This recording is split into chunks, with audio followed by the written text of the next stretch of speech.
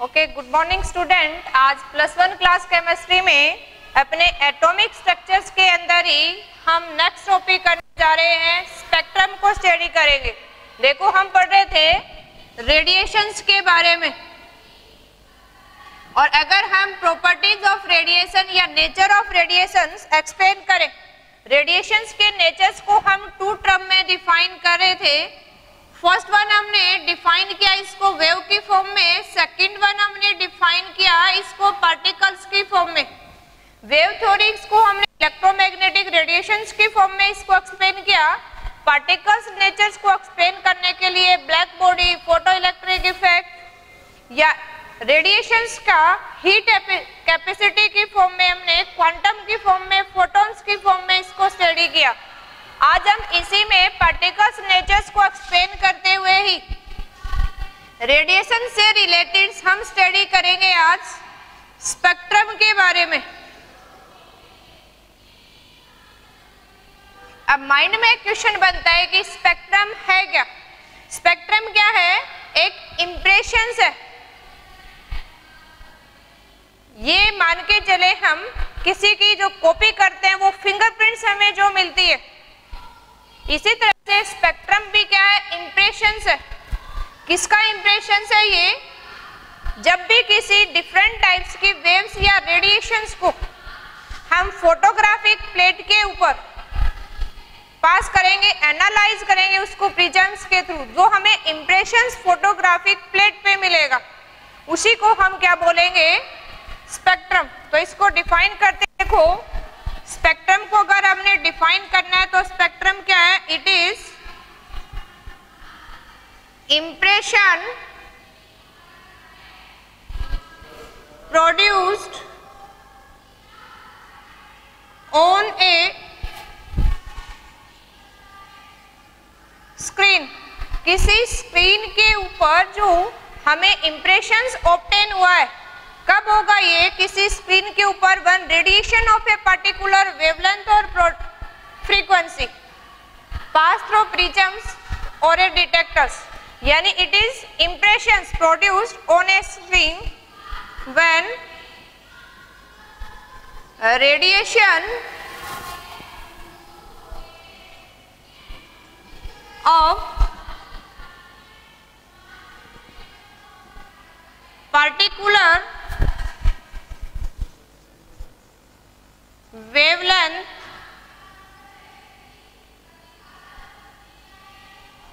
pass through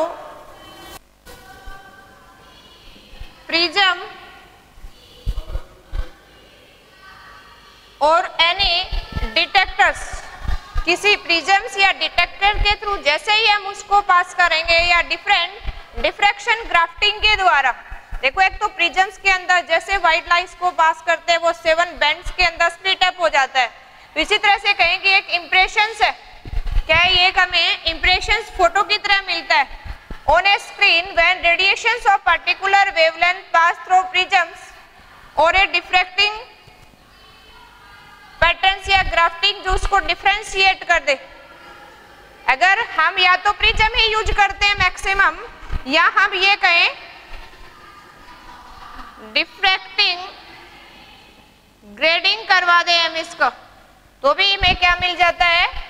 जो impressions मिलेगा में उसी को हम क्या बोलते हैं? स्पेक्ट्रम बोलते हैं। अब देखो, स्पेक्ट्रम हमें डिफरेंट टाइप्स का मिलेगा।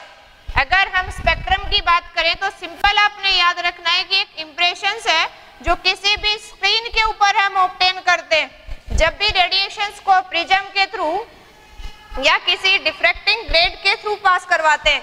अब ये इंप्रेशंस किस फॉर्म में हमें ऑब्टेन होगा? इसी केस में हम 2 टाइप्स ऑफ स्पेक्ट्रम स्टडी करेंगे। First one is emission spectrum and second one हम स्टडी करेंगे अब्जॉर्प्शन स्पेक्ट्रम। अब इमेजेस और अब्जॉर्प्शन स्पेक्ट्रम में किस तरह का इंप्रेशन हमें मिल रहा है, उसी को 2 फॉर्म में हम स्टडी करने जा रहे हैं। अब देखो, सिंपली अगर ये कहें कि इमिशन स्पेक्ट्रम कब ऑब्टेन होगा हमें और एब्जॉर्प्शन स्पेक्ट्रम कब ऑब्टेन होगा, इस केस में अगर हम इसको फर्स्ट ऑफ ऑल डिफरेंशिएट करें अगर, तो हमें एक पॉइंट मिलता है। देखो फर्स्ट ऑफ ऑल अगर हम बात करें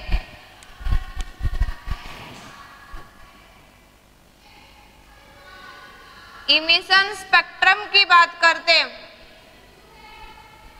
इमिशन स्पेक्ट्रम किसको कहेंगे? जब भी किसी व्हाइट लाइट को या लाइट इमिटिंग सोर्स को किसी भी फोटोग्राफिक प्लेट के ऊपर इंप्रेशन ऑब्टेन करें। इंप्रेशन कब ऑब्टेन होगा? हमें जब प्रिज्म्स के थ्रू उसको डिफरेंस करेंगे, यानी इमिशन स्पेक्ट्रम कब मिलेगा? फर्स्ट ऑफ ऑल हम याद रखेंगे इमिशन स्पेक्ट्रम सिर्फ लाइट इमिटिंग सोर्स के लिए हम ऑब्टेन करेंगे। लाइट इमिटिंग सोर्सेज है या जो भी हमारे पास ऑब्जेक्ट है उसके केस में हमें क्या ऑब्टेन होगा? Emission spectrum. Light emitting source जो लाइट इमिट करेगा उसको हम प्रिज्म्स के थ्रू पास करवा के उसको डिफ्रैक्ट करेंगे और फोटोग्राफिक प्लेट पे ले लेंगे। इस केस में अगर हम देखें जो लाइट इमिटिंग सोर्स है, जैसे आप ये कहें कि ये सोर्स आपके क्या हो सकते हैं? सनलाइट है जो हमें सन से डायरेक्ट मिली है, या हम ये कहें कि बल्ब है, या कोई भी ल्यूमिनियस ऑब्जेक्ट हमारे पास हो।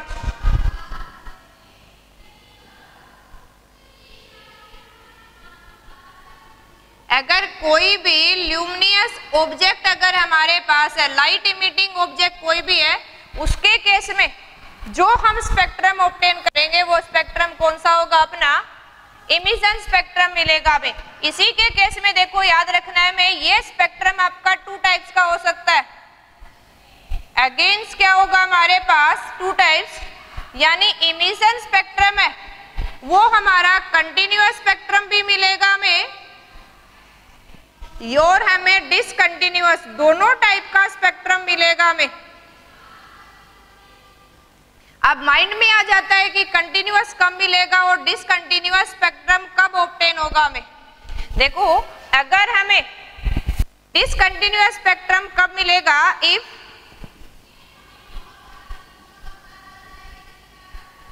Light of particular color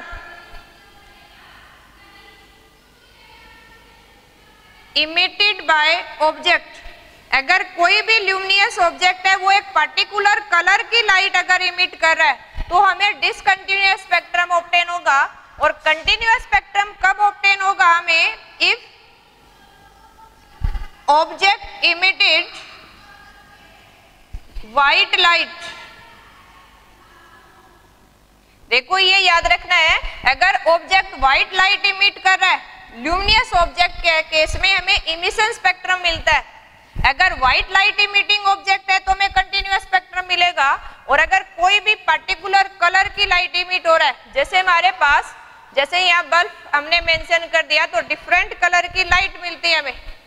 decorations के फॉर्म में हम यूज करते थे, पर्टिकुलर कलर की लाइट है वो डिसकंटिन्यूअस स्पेक्ट्रम हमें ऑब्टेन होगा। इसी के केस में अगर हम यहां बात करें कि ये जो स्पेक्ट्रम हमें ऑब्टेन हो रहे हैं ये किस फॉर्म में ऑब्टेन होंगे, तो आपने एक पॉइंट ये भी ध्यान रखना है कि अगर हम इमिशन स्पेक्ट्रम की बात करें, इमिशन स्पेक्ट्रम के अंदर हमें डार्क स्क्रीन लेनी है और डार्क स्क्रीन के ऊपर ब्राइट लाइंस हमें ऑब्टेन होंगे। यानी इमिशन स्पेक्ट्रम में we used dark screen on which we obtained bright line। देखो हम डार्क स्क्रीन को यूज करेंगे और उसके ऊपर ब्राइट लाइन मिलेंगे हमें अगर डिसकंटिन्यूअस स्पेक्ट्रम है, और कंटिन्यूअस है तो हमें क्या मिल जाएंगी? लाइन की जगह सीरीज ऑफ लाइन। अगर हमारा डिसकंटिन्यूअस होगा तो एक पर्टिकुलर लाइन ऑब्टेन होगी उस स्क्रीन के ऊपर, और अगर कंटिन्यूअस है तो सीरीज ऑफ लाइन यानी कंटिन्यूटी हमें उसके अंदर नजर आएगी। अब देखो इसी के केस में हम कंटिन्यूअस और डिसकंटिन्यूअस के केस में एग्जांपल लेके देखते हैं। देखो फर्स्ट ऑफ ऑल हम कंटिन्यूअस स्पेक्ट्रम की बात करें। देखो फर्स्ट ऑफ ऑल अगर हम बात करें कंटिन्यूअस स्पेक्ट्रम और कंटिन्यूअस स्पेक्ट्रम्स को अगर हम कंसीडर करें तो हमने जैसे ही व्हाइट लाइट को प्रिज्म से पास किया तो विवगोर की फॉर्म में 7 कलर्स की एक बैंड और सीरीज हमें ऑब्टेन हुई थी। तो वो हमें क्या मिला, एक कंटिन्यूअस स्पेक्ट्रम। हम ये मान के चलें, देखो हमने ये प्रिज्म कंसीडर कर लिया है, इस प्रिज्म के थ्रू हम कोई भी व्हाइट लाइट को पास कर रहे हैं और ये व्हाइट लाइट जैसे प्रिज्म्स के थ्रू इंटर करेगी ये डिफ्रैक्शन होना स्टार्ट हो जाएगी और इस केस में यहाँ हम फोटोग्राफिक प्लेट अप्लाई कर देते हैं।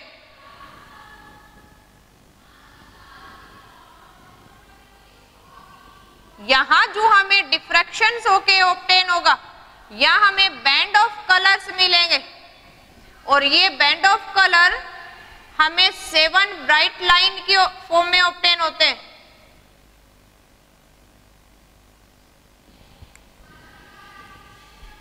इस केस में देखो ये लाइट जैसे ही हमने यहां से व्हाइट लाइट रेज यहां से पास करवाई हमने और ये व्हाइट लाइट रेज जैसे ही कोई ल्यूमिनियस ऑब्जेक्ट से इमिट हो रही है उसको हमने प्रिज्म्स के थ्रू पास करवाया। ये हमारा किसको इंडिकेट कर रहा है, प्रिज्म्स को। प्रिज्म एक ऐसा ऑब्जेक्ट है जो डिफ्रैक्शन शो करता है। एक मोनोक्रोमेटिक लाइट जो हमें दिखाई दे रही है उसको डिफरेंट लाइन के अंदर स्प्लिट कर दिया, व्हाइट लाइट को 7 कलर में स्प्लिट अप कर दिया। ऐसे इस फॉर्म में ये जैसे डिफ्रैक्शन होगा तो आपको डिफरेंट कलर के बैंड नजर आते हैं। ये जो अपने डिफरेंट कलर्स है हमें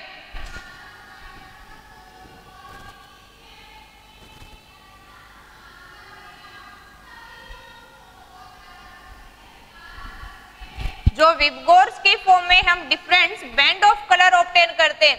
देखो इसको कंटिन्यूअस ऐसे बोल रहे हैं क्योंकि यहां हमें ये जो डार्क स्क्रीन हमने यूज की, इस डार्क स्क्रीन पे हमें ब्राइट लाइन नजर आती है यहाँ पे और ये ब्राइट लाइन इंडिकेट क्या कर रही है, डिफरेंट कलर्स या different types of particular monochromatic lines को इंडिकेट कर रही है। इस तरह का जो हमें ये पैटर्न ऑब्टेन हुआ, जो इस फोटोग्राफिक प्लेट के ऊपर इंप्रेशंस मिला हमें, इसी को क्या बोलते हैं, हम स्पेक्ट्रम बोलते हैं। ये डार्क स्क्रीन किसकी तरह काम कर रहा है, एक फोटोग्राफिक प्लेट की फॉर्म में हमने लिया है और फोटोग्राफिक प्लेट को डार्क फॉर्म में हमने यूज किया है। जैसे व्हाइट कलर की मोनोक्रोमेटिक लाइट को प्रिज्म के थ्रू पास करेंगे, ये बेंड टुवर्ड द बेस और यहाँ डिफ्रैक्शन होके 7 कलर में स्प्लिट अप हो जाती है। यानी जो सिंगल रेज दिखाई दे रही थी ये स्प्लिट हो गई है किसके अंदर, 7 कलर्स और इन विच 1 colour merge into second one. ये हमें एक सीरीज ऑफ कलर मिल गया, इसी को क्या बोलते हैं हम, कंटिन्यूअस स्पेक्ट्रम। और ये स्पेक्ट्रम डार्क स्क्रीन पे लाइट बैंड हमें नजर आते हैं, इसलिए इसको हम क्या बोलते हैं, इमिशन स्पेक्ट्रम। अब ये तो हमने व्हाइट लाइट से रिलेटेड कर लिया। अब अगर हम डिसकंटिन्यूअस स्पेक्ट्रम की बात करते हैं, देखो डिसकंटिन्यूअस स्पेक्ट्रम कब होगा, जब किसी लाइट इमिटिंग सोर्स ऐसा है जो एक पर्टिकुलर कलर की लाइट इमिट कर रहा है। इस केस में अगर उस पर्टिकुलर कलर की लाइट को हम फोटोग्राफिक प्लेट के पास करवाते हैं, अप्लाई करते हैं, तो उस केस में हमें एक पर्टिकुलर लाइन ही मिलेगी सिर्फ, इसलिए उसको हम क्या बोलते हैं, डिसकंटिन्यूअस स्पेक्ट्रम। देखो इसको हम राइट अप करते हैं अभी, यानी डिसकंटिन्यूअस स्पेक्ट्रम हमें कब मिलेगा, इसी केस में डिसकंटिन्यूअस स्पेक्ट्रम की बात करते हैं। ये अपना कौन सा था, कंटिन्यूअस स्पेक्ट्रम, याद रखना है व्हाइट लाइट के केस में बनेगा। अब डिसकंटिन्यूअस स्पेक्ट्रम किस फॉर्म में ऑब्टेन होगा हमें देखो,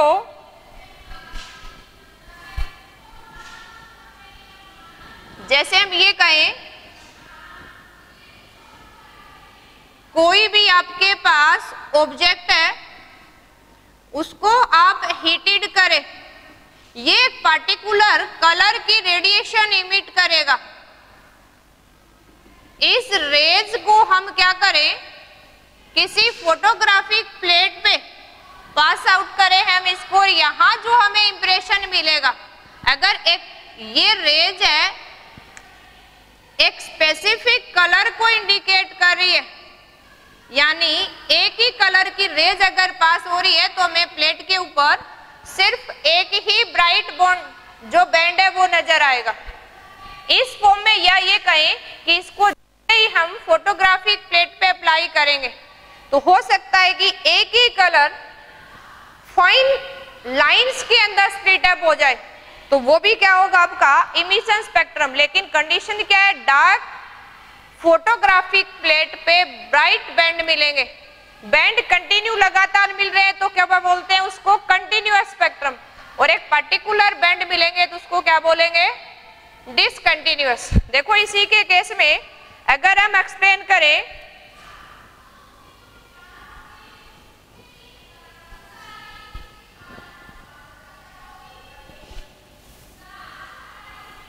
यहां जो हमने इस फॉर्म में जो ऑब्टेन किया, यहां अगर हम ये मान ले कि हमने हाइड्रोजन गैस ले ली है और हाइड्रोजन गैस को जैसे ही हमने हीटेड किया, ये पर्टिकुलर रेज इमिट कर रहा है, जैसे ही इसको हीटेड करेंगे आयनाइज हो जाएगा तो एक पर्टिकुलर कलर्स की रेडिएशंस इमिट करना स्टार्ट कर देता है।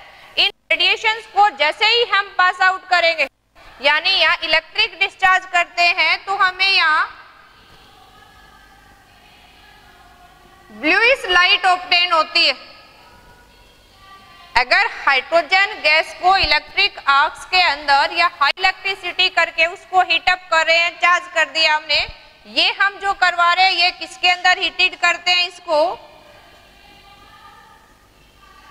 डिस्चार्ज ट्यूब के अंदर अगर हीटेड कर रहे हैं, यहाँ से रेज इमिट हो रही है, that is we obtain bluish light.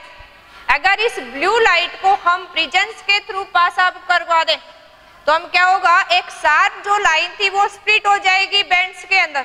और किस तरह के बैंड हमें ऑब्टेन हुए, देखो हम ये कहें कि अगर ये जो हमें ब्लूइश लाइट ऑब्टेन हुई है, इस ब्लू लाइट को इफ पास थ्रू प्रिज्म, अगर इस ब्लूइश लाइट को हम प्रिज्म्स के थ्रू पास करवाते हैं तो ये सेवरल आइसोलेटेड लाइन के अंदर ब्रेकअप हो जाएगी। और ये लाइन हमें कौन कौन सी ऑब्टेन होती है, देखो when bluish light pass through prisms, ये जो व्हाइट लाइट थी जैसे ही हम प्रिज्म्स के थ्रू इसको पास करेंगे,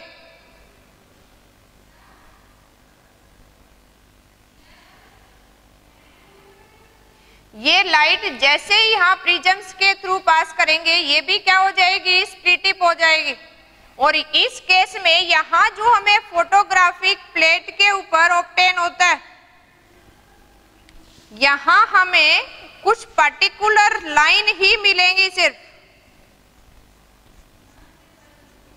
इस केस में जो ये पर्टिकुलर लाइन्स हमें ऑब्टेन होती है, ये पर्टिकुलर लाइन जो हम यहाँ ऑब्टेन करते हैं इन केस ऑफ हाइड्रोजन्स, देखो ये ध्यान रखना है, ये अपने लिए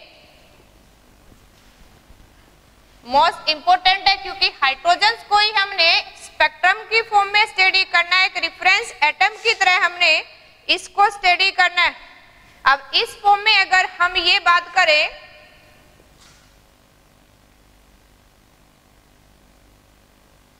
by studying hydrogen spectrum,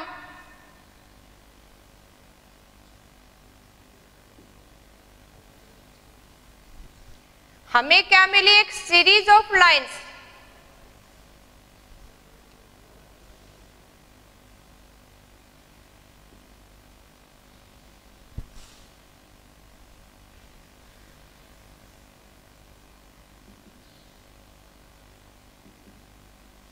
Series of line of particular wavelength only.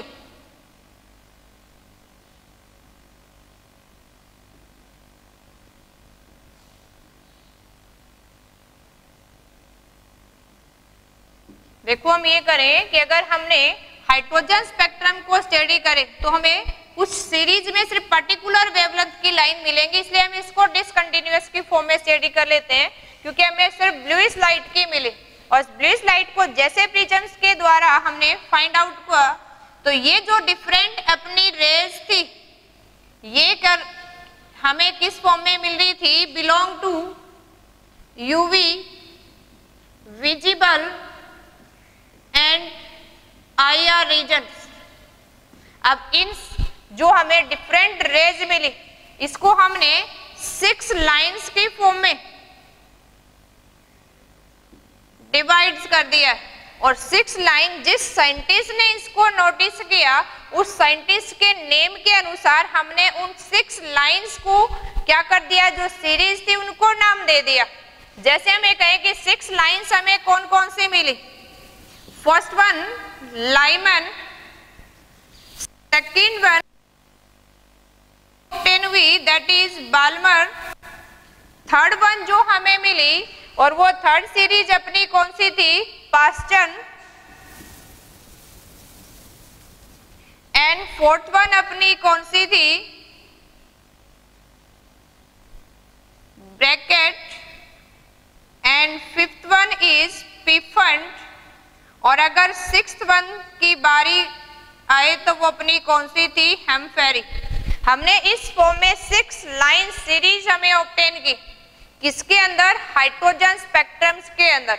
अब ये जो नाम दिए गए हमें ये किसके अनुसार थे, name of scientist who first notice these line on spectrum. अब इन लाइंस की अगर हम बात करें, देखो ये कौन सी रीजन ऑफ इलेक्ट्रोमैग्नेटिक स्पेक्ट्रम से बिलोंग करती है, यानी अगर ये हम रीजन ऑफ स्पेक्ट्रम की बात करें तो लाइमर है बिलोंग करती है यूवी रीजन से, बाल्मर अकेली ऐसी है जो हम नेक आई से या विदाउट यूजिंग एनी इंस्ट्रूमेंट हम विजुअली देख सकते हैं क्योंकि ये विजुअल रीजन से बिलोंग करती है। और अगर हम इनकी बात करें ये IR रीजन से बिलोंग करती है और हेम्पेरी फार IR रीजन से बिलोंग करती है, क्योंकि एग्जाम में हमसे पूछ लिया जाता है कि ये कौन से रीजन्स ऑफ इलेक्ट्रोमैग्नेटिक स्पेक्ट्रम से बिलोंग करती है। तो हमने याद रखना है कि विजिबल रेंज में कौन सी आती है, बाल्मर, लाइमन किस में आती है आपकी, यूवी रेज अल्ट्रावायलेट रीजन से, पास्टन, ब्रैकेट, पिफेंड, हेम्पेरी ये तीनों IR में और ये फार IR से बिलोंग करती है, यानी कह सकते हैं last 4 one belong to infrared radiation region से, और लाइमन किससे बिलोंग करती है, अल्ट्रावायलेट रीजन से। अब इस केस में देखो हमने इसी से रिलेटेड एक ध्यान रखना है, ये फर्स्ट वन सीरीज है, यहां अगर हम ये कहें अगर हमने वैल्यू ऑफ N1 राइट करनी है, यानी हम इसी की तरफ से हाइड्रोजन स्पेक्ट्रम को स्टडी करके बोर मॉडल की तरफ प्रोसीड करेंगे, तो हम इसी के साथ यहाँ अंडरस्टैंड कर लेते हैं कि लाइमन फर्स्ट सीरीज है, ये यूवी रेज से बिलोंग करती है, N1 की वैल्यू इसके लिए 1 होगी, बाल्मर के लिए क्या हो जाएगी 2, पास्टन के लिए 3, ब्रैकेट के लिए 4, पिफंड के लिए 5, और अगर हेम्पेरी की बात करें 6।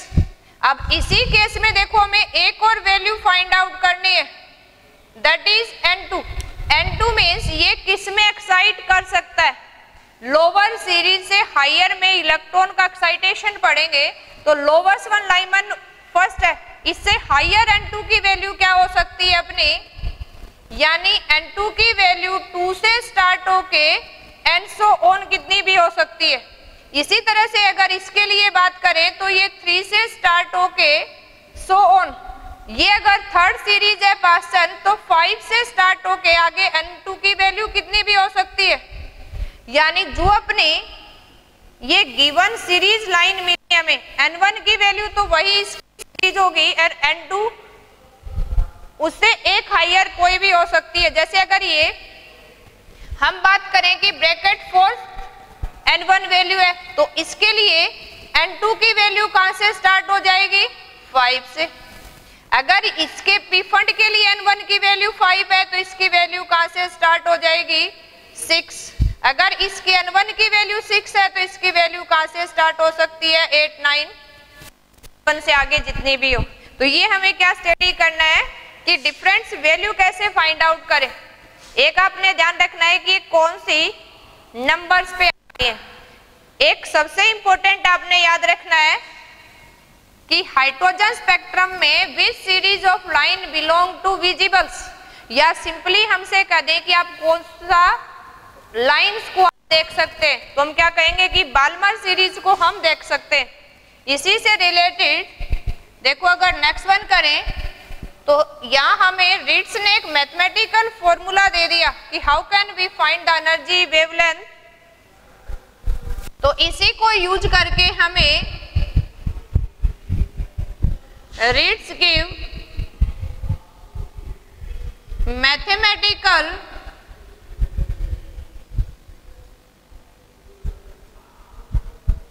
फॉर्मूला, हमें मैथमेटिकल फॉर्मूला दिया इसने वेव नंबर के लिए, और वेव नंबर किसके बराबर है इनवर्स ऑफ वेवलेंथ। और हमें फॉर्मूला क्या बन गया दिया इसने, आर एक रिडबर्ग कांस्टेंट है और यहाँ हम लिखे 1/n1 square minus 1/n2 square. देखो इस मैथमेटिकल फॉर्मूले को यूज करके हम उसकी वेवलेंथ फाइंड आउट कर सकते हैं। अपने बस ये सीरीज में ही याद रखने हैं, जैसे फर्स्ट लाइमन है तो लाइमन याद रखना है, जिससे हमें n1 की वैल्यू फाइंड आउट हो जाएगी। n2 की वैल्यू 1 है तो इससे हायर कोई भी हो सकती है, सेकंड सीरीज है तो सेकंड से हायर।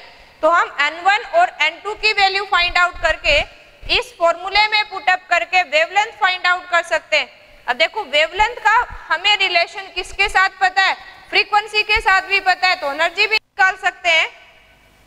दैट मीन्स इसी में आप क्या कह सकते हो कि 1/λ यानी inverse of wavelength.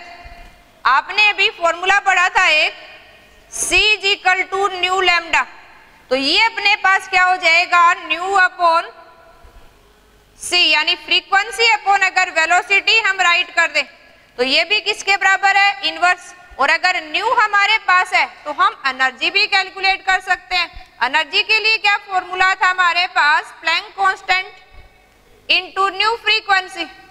That means अगर हमें वेवलेंथ फाइंड आउट हो जाती है तो हम स्पीड भी निकाल सकते हैं, फ्रीक्वेंसी भी कैलकुलेट कर सकते हैं और एनर्जी भी निकाल सकते हैं पर्टिकुलर वेवलेंथ के लिए या पर्टिकुलर रेडिएशंस के लिए कितनी वेवलेंथ है, कितनी फ्रीक्वेंसी है और कितनी एनर्जी इसके अंदर। ये सब हम इस मैथमेटिकल फॉर्मूले को यूज करके निकाल सकते हैं। अब ये फॉर्मूला रीड्स ने हमें प्रोवाइड किया था। इस केस में अगर राइट करें हम, आर हमारा क्या है एक कांस्टेंट है और जिसकी वैल्यू कितनी है 678 पर सेंटीमीटर। ये आर की वैल्यू हमें याद रखनी है। ये क्या है कांस्टेंट टर्म्स है, जैसे एवोगाड्रोस नंबर की वैल्यू, मोलर वॉल्यूम्स की वैल्यू हमने याद रखी है, उसी तरह से हम क्या याद रखेंगे रिडबर्ग कांस्टेंट की वैल्यू भी याद रखेंगे। इसको क्या बोलते हैं हम रिडबर्ग कांस्टेंट। तो इस आर की वैल्यू भी हमने याद रखनी है, जिसकी वजह से हम डिफरेंट सीरीज ऑफ लाइन के लिए क्या ऑब्टेन कर सकते हैं, एक्साइटेशन के बाद उनकी एनर्जी फाइंड आउट कर सकते हैं। देखो हम बात कर रहे हैं हाइड्रोजन स्पेक्ट्रम की। हाइड्रोजन स्पेक्ट्रम के केस में कौन कौन सी पॉसिबिलिटी हो सकती है। देखो हम ये कहें अगर हम यहाँ हाइड्रोजन स्पेक्ट्रम के लिए सेकंड सीरीज की बात करें, अब सेकंड सीरीज से बात करें तो आपकी n1 की वैल्यू हो जाएगी n2, 3, 4, 5, 6 के केस में हम कैलकुलेट कर सकते हैं। इस केस में आपने ध्यान रखना है किसी एक को अगर कंसीडर करके आप यहाँ सोल्व आउट करें तो इजीली सोल्व आउट कर सकते हैं। जैसे अगर हम ओपन करें यहाँ, जैसे फॉर एग्जांपल ले ले हम यहाँ कंसीडर करें electronic transition for Balmer series. देखो बाल्मर सीरीज अपनी सेकंड वन सीरीज है जिस रेज लाइन को हम विजुअली देख सकते हैं। दैट मीन्स अपना ट्रांजिशंस का पॉसिबल है, यानी इसकी वैल्यू 2 है तो 3, 4, 5 और आगे हम कंसीडर कर सकते हैं। इसी के केस में अगर अपना ट्रांजिशन जो पॉसिबल होगा वो ट्रांजिशंस क्या पॉसिबल हो जाएगा। देखो यहां अपनी बाल्मर सीरीज है, दैट मीन्स अपनी जो N2 की वैल्यू और N1 की वैल्यू हमने कंसीडर करनी है। हर केस में बाल्मर सीरीज है तो N1 की वैल्यू तो यहाँ 2 ही रहेगी। अगर ये वैल्यू आपकी 2 है तो ये वैल्यू 3 से 2 में आ सकती है, 4 से 2 में आ सकती है या 5 से 2 में कंसीडर कर सकते हैं, यानी ट्रांजिशन का पॉसिबल है। तो इन डिफरेंट केस में कर सकते हैं। यहाँ आप 6-1 से भी सेकंड में कैलकुलेट कर सकते हैं और इसी फॉर्मूले में अगर N1 और N2 की वैल्यू पुट अप कर दें तो हमें क्या मिल जाएगी। ट्रांजिशन के केस में वेवलेंथ और वेवलेंथ मिल जाती है तो एनर्जी भी कैलकुलेट कर सकते हैं। तो इसी फॉर्म में हम क्या कैलकुलेट कर सकते हैं, electronic transition. Okay, next one अपना हम स्टडी करते हैं एब्जॉर्प्शन स्पेक्ट्रम कैसे ऑब्टेन करेंगे। देखो एक आपने ध्यान रखना है, किसी पर्टिकुलर एलिमेंट के लिए हमें एक स्पेसिफिक स्पेक्ट्रम ऑब्टेन मिलता है। तो जब भी आप ये कहें spectrum of any atom is its properties होगी and it used to identify element। देखो ऐसा क्यों कर सकते हैं, बिकॉज नो टू एलिमेंट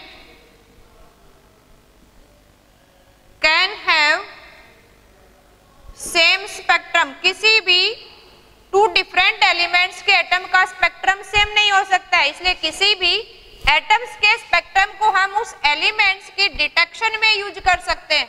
जैसे कि किसी क्रिमिनल केस में हम फिंगरप्रिंट्स को यूज करते हैं, डीएनए मैचिंग करते हैं, उसी तरह से अगर किसी एटम्स का स्पेक्ट्रम हम स्टडी करें and that spectrum belong to a particular atom of element, तो इसको हम एलिमेंट की डिटेक्शन में भी यूज कर सकते हैं। इसी के केस में देखो हमने अब तक इमिशन स्पेक्ट्रम पढ़ा। सेकंड वन अगर बात करें हम एब्जॉर्प्शन स्पेक्ट्रम।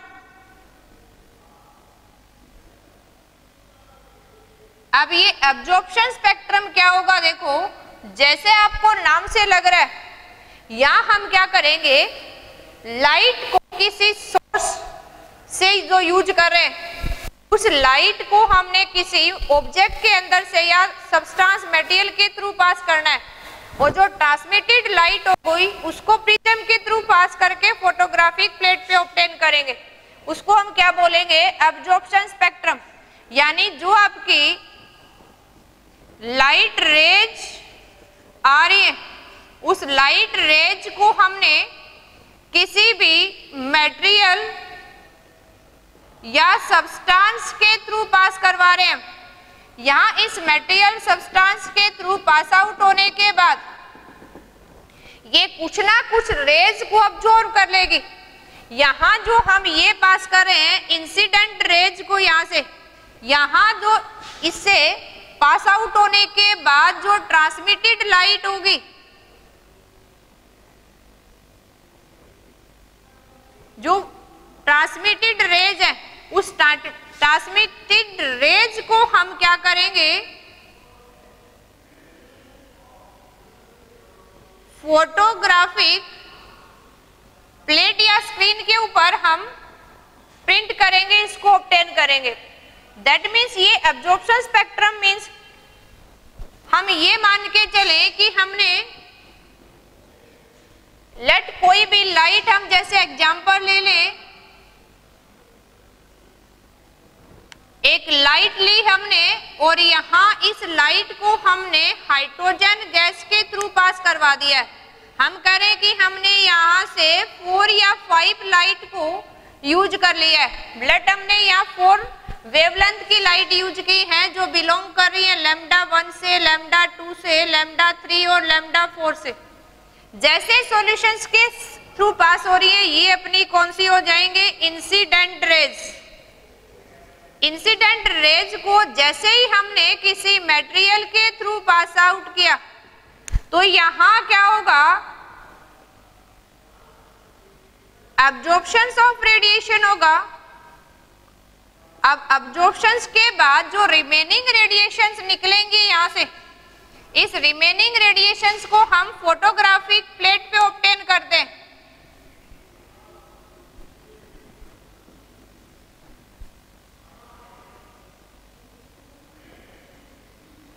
अब ये जो फोटोग्राफिक प्लेट ली हमें, तो हम ये ऑब्टेन करते हैं कि इनमें से कुछ रेज गायब है। यहाँ हमें जो रेज मिली, लेट हमें ये कहे कि यहाँ जो रेज मिल गई हमें, ये रेज हमें इस फॉर्म में मिल जाए, दैट मीन्स हमें लैम्डा 1 भी मिल जाएगा, लैम्डा 3 भी मिल गया और लैम्डा 4 भी। यहाँ जो हमें डार्क बैंड ऑब्टेन होगा,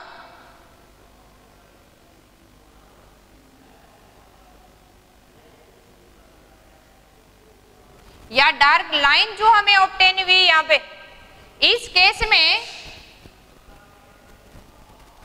हम ये राइट डाउन करेंगे। यहाँ देखो, अगर हम अब्जॉर्प्शन स्पेक्ट्रम की बात करें तो हमने कोई भी नॉन ल्यूमिनियस ऑब्जेक्ट लेना है। क्या लेना है हमने, नॉन ल्यूमिनियस ऑब्जेक्ट।